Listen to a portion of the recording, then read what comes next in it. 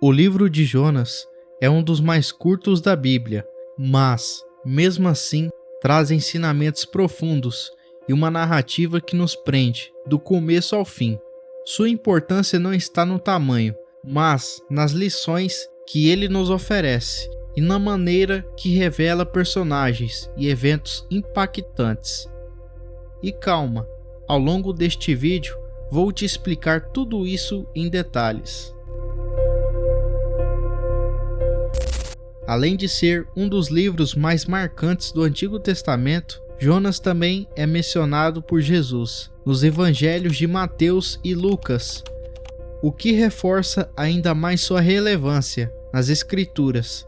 Mas, para entendermos melhor essa história, precisamos explorar seu contexto. Em que época o livro foi escrito?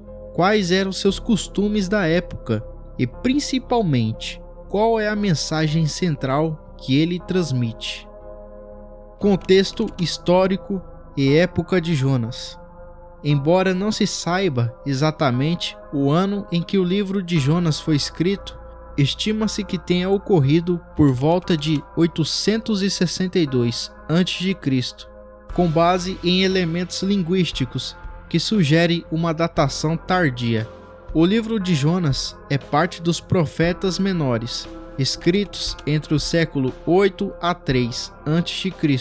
Isso nos dá uma ideia do período em que ele foi registrado e como ele se encaixa na história de Israel. Os costumes dos povos da época. Durante esse período, os judeus seguiam costumes religiosos e culturais baseados na lei de Moisés. O culto a Deus estava centralizado no Templo de Jerusalém, onde os sacerdotes realizavam sacrifícios para expiação dos pecados. O sábado era um dia sagrado de descanso, dedicado exclusivamente ao Senhor.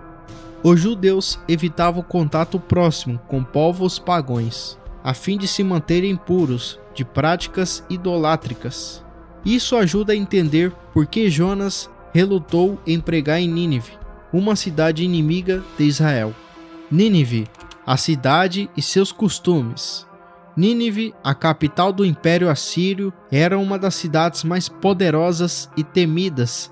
Seus costumes, crenças e práticas religiosas eram bem diferentes do que Israel. Entre seus rituais havia os sacrifícios de animais e até mesmo humanos, além de práticas de prostituição. E aqui vemos claramente que os ninivitas faziam tudo ao contrário do que a palavra de Deus diz. E Deus, olhando para a grande corrupção e a destruição dos valores morais naquela cidade, ele levantou Jonas como profeta para anunciar na cidade de Nínive o julgamento de Deus. Agora que entendemos o contexto cultural e histórico, vamos para um momento-chave: o chamado de Deus a Jonas. O Senhor deu esta mensagem a Jonas, filho de Amitai: apronta-se e vá à grande cidade de Nínive. Anuncie meu julgamento contra ela, pois vi como seu povo é perverso. Jonas se aprontou, mas foi na direção contrária, a fim de fugir do Senhor. Desceu ao porto de Jope, onde encontrou um navio que estava de partida para Tarsis. Comprou a passagem e embarcou para Tarsis, a fim de fugir do Senhor. O Senhor, porém, enviou sobre o mar um vento forte, e caiu uma tempestade tão violenta que o navio estava prestes a se despedaçar.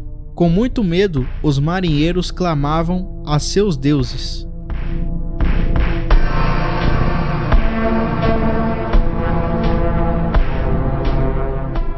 Para que os socorressem.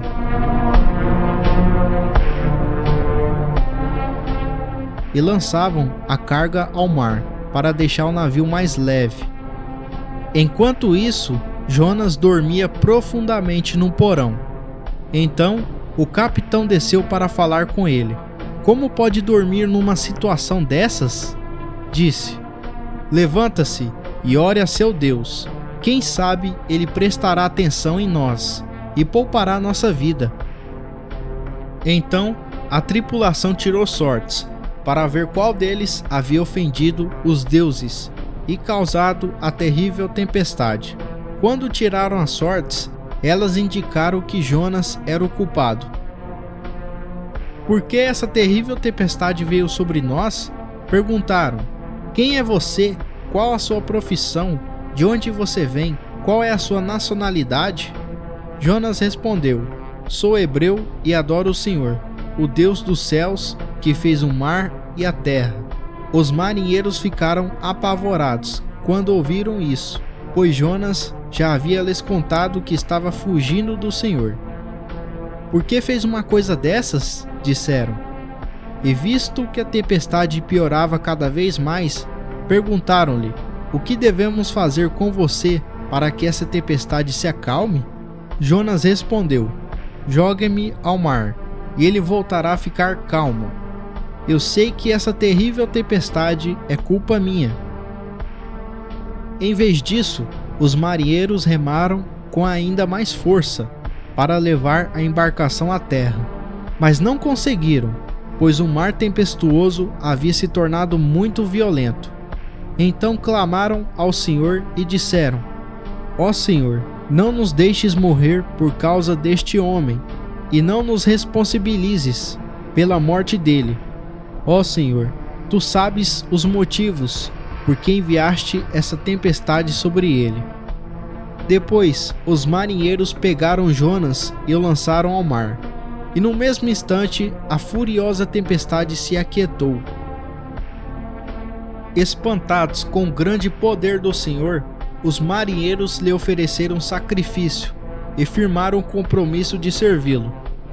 O Senhor fez que um grande peixe engolisse Jonas, e Jonas ficou dentro do peixe por 3 dias e 3 noites.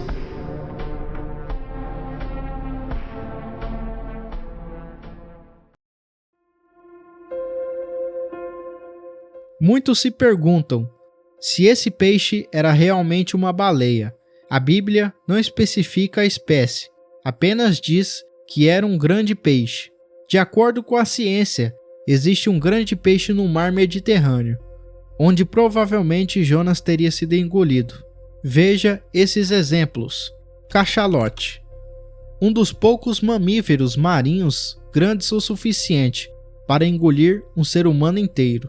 Possui uma garganta larga, ao contrário da maioria das baleias, que tem gargantas estreitas. Embora seja um mamífero e não um peixe, pode ter sido interpretado como um grande peixe na época de Jonas. Tubarão branco, um dos maiores predadores do oceano, presente no Mediterrâneo, capaz de engolir presas grandes inteiras, depende do tamanho do indivíduo. Sobrevivência dentro dele seria difícil, mas Deus preparou o peixe. Poderia ter ocorrido um milagre.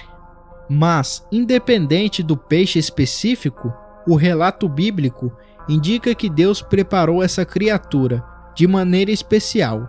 Isso sugere que a sobrevivência de Jonas dentro do peixe por 3 dias e 3 noites foi um milagre divino e não apenas um evento natural. A oração de Jonas. Então, de dentro do peixe, Jonas orou ao Senhor, seu Deus, e disse: em minha angústia clamei ao Senhor, e ele me respondeu. Gritei da terra dos mortos, e tu me ouviste. Nas profundezas do oceano me lançaste, e afundei até o coração do mar. As águas me envolveram, fui encoberto por tuas tempestuosas ondas. Então eu disse: tu me expulsaste de tua presença, e no entanto olharei de novo para teu santo templo. Afundei debaixo das ondas, e as águas se fecharam sobre mim. Algas marinhas se enrolaram em minha cabeça. Afundei até os alicerces dos montes. Fiquei preso na terra, cujas portas se fecharam para sempre. Mas tu, ó Senhor, meu Deus, me resgataste da morte. Quando minha vida se esvaia, me lembrei do Senhor, e minha oração subiu a ti, em teu santo templo. Os que adoram falsos deuses dão as costas para as misericórdias de Deus. Eu, porém, oferecerei sacrifícios a ti, com cânticos de gratidão, e cumprirei todos os meus votos, pois somente do Senhor vem o livramento. Então o Senhor ordenou que o peixe vomitasse Jonas na praia. Jonas vai a Nínive. Depois disso, o Senhor falou com Jonas pela segunda vez. Apronta-se, vá à grande cidade de Nínive e transmita a mensagem que eu lhe dei. Dessa vez, Jonas obedeceu à ordem do Senhor e foi a Nínive, uma cidade tão grande que era necessários 3 dias para percorrê-la inteira. No dia em que Jonas entrou na cidade, proclamou às multidões: daqui a 40 dias Nínive será destruída. Os habitantes de Nínive creram em Deus, e desde o mais importante até o mais humilde, declararam um jejum e se vestiram de pano de saco. Quando o rei de Nínive ouviu o que Jonas dizia, desceu do trono, tirou as vestes reais, vestiu-se de pano de saco e sentou-se sobre um monte de cinzas.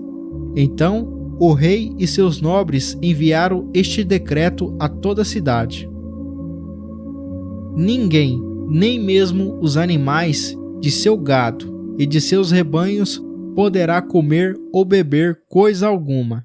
Tanto as pessoas como os animais devem se cobrir de pano de saco, e todos devem orar fervorosamente ao Senhor. Devem deixar seus maus caminhos e toda a sua violência. Quem sabe Deus voltará atrás, conterá sua ira ardente e não nos destruirá.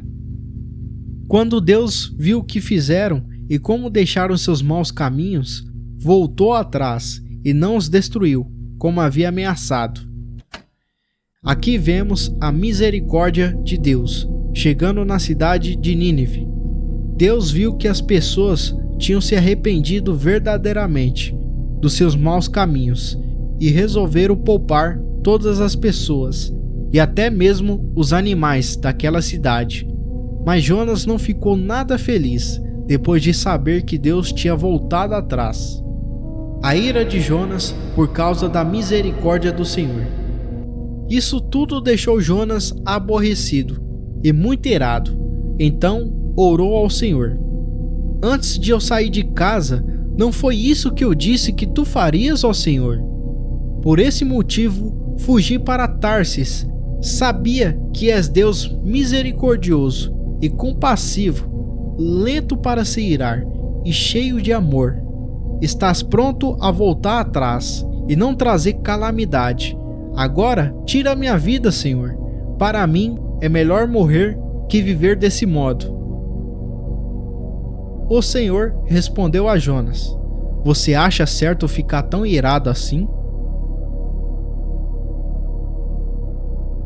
Então Jonas foi até um lugar a leste de Nínive e construiu um abrigo para sentar-se à sua sombra, enquanto esperava para ver o que aconteceria à cidade. O Senhor Deus fez crescer ali uma planta, que logo espalhou suas folhas grandes sobre a cabeça de Jonas e o protegeu do sol.